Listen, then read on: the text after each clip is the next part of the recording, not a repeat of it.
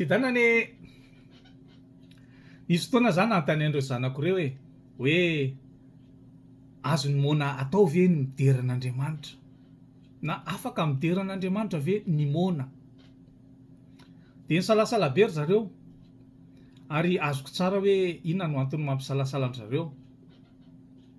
Fa raha ohatra ka ianao manaraka an'ity vidéo ity na ametrahana amin'ny fanontaniana hoe afaka mideran'Andriamanitra ve ny mona, de inona ny valiteninao? Fa ny valiny nefa de eny satria avy ao anaty ao am-po ao ny fiderana, avy ao am-po ao ny fideranan'Andriamanitra no miseho. Mety ho amin'ny alalan'ny vava miteny tokoa le izy na mihirahira fiderana zay tsy afaka ataony mona, fa mety ho amin'ny alalan'ny olotra mitsikitsiky ihany koa no isehon'le fiderana avy ao am-po ao, na amin'ny alalan'ny endrika miramirana, endrika sarika. Mety ho zay koa no endrika isehon'le fiderana ao anaty ao, na mety hoe miseho amin'ny alalan'ny tanana atsangana le fiderana, na mety ho miseho amin'ny alalan'ny ranomaso mirotsaka ihany koa le fiderana avy ao am-po ao. Zany hoe mety ho iseho amin'ny endrika maro isan-karazany zany ny fiderana, fa avy ao anaty ao le izy, avy ao am-po ao ka miseho hita ity ivelany. Fa misy zavatra mifanohatra amin'izay nefa.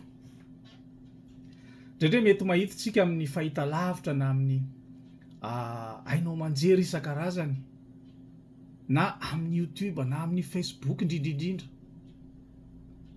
hira fiderana. Mety ho tena hoe tsara feo be le olona, mety hoe tena faran'izay raitra ny sonorisation ary faran'izay professionnel ny montage sy ny réalisation any clipy, fa nefa tsy eno, tsy tafapaka any anatina ho any le fiderana ataon'le olona. Ny antony de satria zava-panahy ny fiderana, zava-panahy ary fanahy miampita ny fiderana, misy hafanana miampita ka tsy tafapita nefa, tsy tafiombona fiderana am'le olona ianao. Efa na de tsara sy raitra sala am'izany aza ny réalisation sy ny fanatanterana an'le izy, de tsy henonao any anatina ho any le fiombonam-piderana. Ny antony de tsotra, satria tsy avy ao anaty ao, tsy avy tao anaty tao le fiderana, fa imolotra fotsiny ihany, fiatsika ivelany fotsiny ihany, tsy tafapaka, satria zava-panaraka zany le izy. De mampalahelo nefa fa be deabe ny tranga sala am'izany, ary indrindra le olona manao an'ireny, le olona mihirahira fiderana, tsy mahatsapa akory, tsy tafapitane le zavatra ataony, tsy tafapaka, tsy voaray an'ny olona.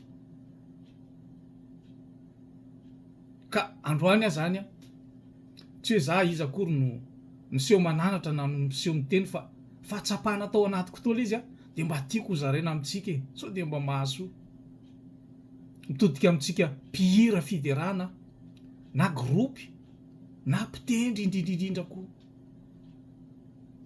Io reto arak'izany de zava-panahy io, zava-panahy io, ka ataovy tsara mihitsy aloha azo antoka le fiombonatsika amin'Andriamanitra, le firaisantsika am' Jesosy,